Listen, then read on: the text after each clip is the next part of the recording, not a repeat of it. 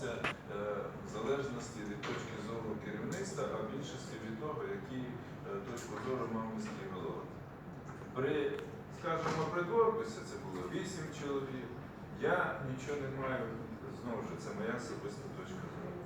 Я нічого не маю з приводу Гагаріна, тому що він прославив нашу країну і так далі, і тому подібне. Я не знаю, що він зробив до Вінниці.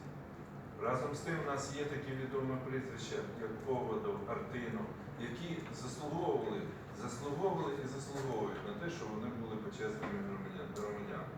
Хоча, може, вони жили і дуже давно, і так далі, і тому подібне. Ось. Тому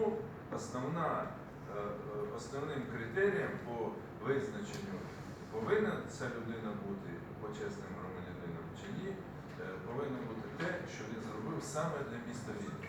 Що він зробив для міста Вінниці?